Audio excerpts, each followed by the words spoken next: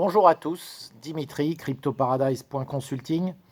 Je vous retrouve aujourd'hui en ce samedi 3 avril 2021 pour vous faire une vidéo très macro qui aborde un sujet très général sur la géopolitique.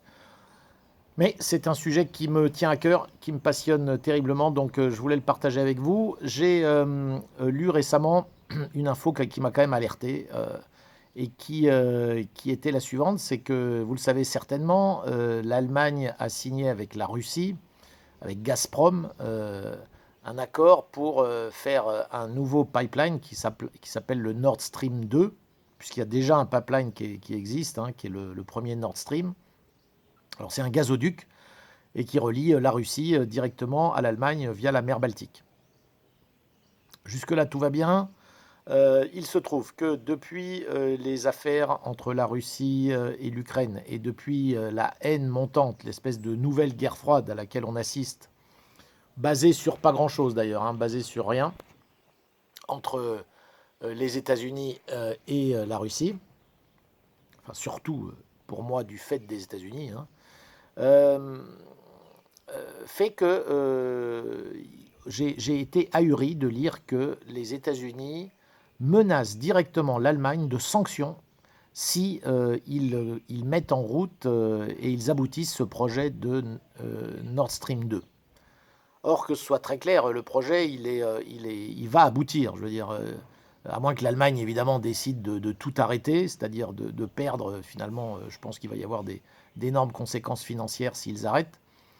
Et surtout, au nom de quoi? Au nom de quoi? Juste parce que le grand frère américain vient encore une fois avec cette méthode qui lui est si familière, c'est-à-dire poser un pistolet sur votre tempe pour dire maintenant, vous faites comme je dis. Alors moi, ça m'a alerté parce que bon, ça amène quelques réflexions. Bon, la première étant qu'évidemment, la méthode est juste ahurissante, c'est-à-dire que j'avais fait une vidéo d'ailleurs là-dessus sur un sujet et qui était le fait que les États-Unis utilisent le dollar comme une arme désormais, et on l'a déjà vu hein, à maintes occasions. Ils ont sorti de la plateforme SWIFT beaucoup de pays. Là, ils sont en train d'essayer même de sanctionner la Chine. Donc, tout ça est complètement ahurissant.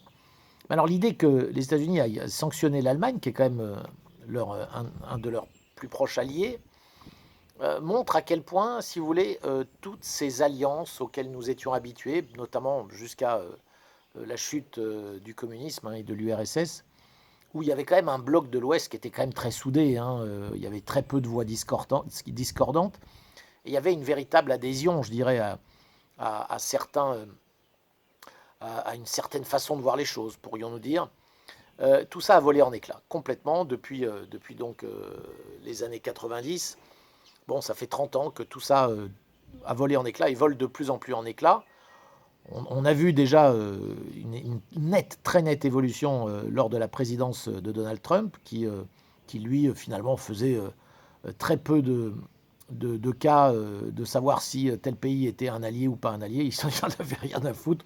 Lui, ce qui comptait, c'était les États-Unis avant tout, ce qui était d'ailleurs finalement une politique qui fait du sens hein, d'un point de vue américain, hein, pas de problème. Hein. Mais évidemment, ce qui est très dommage, c'est de voir l'Europe toujours si faible et toujours en incapacité totale d'avoir une voix à elle et tout simplement de s'opposer à ce genre d'attitude d'un soi-disant allié. L'autre chose que ça éveille en moi, donc hormis le fait que c'est vraiment une attitude exécrable de la part des États-Unis, encore une fois, mais l'autre chose que ça éveille en moi, c'est qu'aujourd'hui, on est en droit, même si on est occidental, et je suis occidental, donc loin de moi l'idée de dire que je préférerais ou que j'admire des régimes comme ceux de la Russie ou comme ceux de la Chine. Hein, c'est pas du tout le cas. Bien sûr que je suis attaché à des valeurs qui sont profondément ancrées, entre guillemets, occidentales. Mais ça n'empêche pas d'être objectif. Et objectivement, si on regarde disons, l'échiquier mondial, et si on regarde depuis maintenant longtemps, hein, je dirais depuis 15 ans, les voix des uns et des autres qui comptent chez les dirigeants mondiaux. Donc on oublie ce qu'ils font dans leur pays, si vous voulez. Ce n'est pas la question. La question, c'est quelle est la vision que des dirigeants d'un pays majeur ont et quel est le discours qu'ils ont. Est-ce que c'est un discours audible ou pas? Bon, pour moi, c'est très clair, si vous voulez, ça ne fait que se confirmer de plus en plus que le discours, grosso modo, hein, le discours des dirigeants occidentaux dans tous les discours que l'on entend au niveau géopolitique tenus par les dirigeants de toutes sortes de pays, le discours des dirigeants occidentaux est pour moi de plus en plus inaudible. Alors bien sûr, le leader suprême de l'Occident, c'est les États-Unis, encore et toujours, et leur voix aujourd'hui est devenue de plus en plus inaudible. Je crois qu'on a affaire, de manière très objective, à un pays qui maintenant voit bien qu'il est en totale perte de vitesse, se rend compte, et on en a déjà souvent parlé, donc je ne vais pas revenir dessus, mais c'est très bien que le seul moyen pour lui de se sauver de cette impasse, notamment liée à l'utilisation folle de son dollar, c'est d'obliger, et de plus en plus de façon autoritaire, des pays sur lesquels il a encore une emprise, d'utiliser et de rester dans ce giron dollar.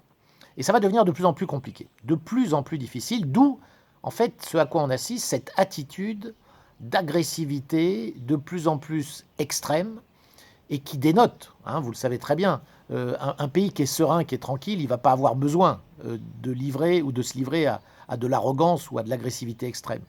Quand vous assistez à ce genre de choses, on sait déjà que ça cache donc quelque chose qui est une perte de confiance totale et la crainte évidemment de voir de plus en plus de pays basculer vers autre chose que cette sacro-sainte alliance atlantique. Alors voilà, c'était une simple réflexion que je voulais vous livrer. Je suis aujourd'hui absolument estomaqué de voir à quel point l'Europe, et donc je suis européen, à quel point l'Europe est encore le toutou des USA.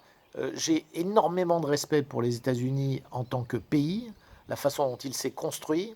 J'ai en revanche très très peu je dirais, ouais, de respect envers leur gouvernement et surtout, je ne sais même pas si c'est le gouvernement, envers leur deep state, si vous voulez, hein, c'est-à-dire envers ce qui est devenu la voix de l'Amérique sur l'échiquier mondial. Ça, pour moi, c'est devenu inaudible. Je comprends que leur intérêt est de faire perdurer cette espèce d'avantage qu'ils ont, qu'ils ne peuvent faire vivre que grâce à une armée exceptionnellement forte, comparée à toutes les autres armées du monde, pour sauver leur système dollar. Mais ce que les Américains font, si vous voulez, ce n'est pas quelque chose qui me dérange parce que je comprends qu'ils le fassent. Ce qui, en revanche, me dérange énormément, c'est la façon dont leurs soi-disant alliés réagissent, si vous voulez. Alors, je ne sais pas comment va réagir l'Allemagne face à cette menace des Américains. J'imagine que ça doit quand même faire jaser. Mais vous allez voir, on va voir ce qu'on va voir. Je ne peux absolument pas prédire, mais je doute, vraiment je doute, qu'ils aient le courage tout simplement d'envoyer péter le grand frère américain. Encore une fois, en fait, ce système du pistolet sur la tempe pour sauver leur système dollar fonctionne encore. J'en ai peur. Voilà la réflexion du jour. Si vous aimez ces vidéos, surtout abonnez-vous à la chaîne et cliquez sur la cloche afin d'être notifié de chaque nouvelle sortie. Visitez aussi mon site cryptoparadise.consulting et je vous dis à très bientôt.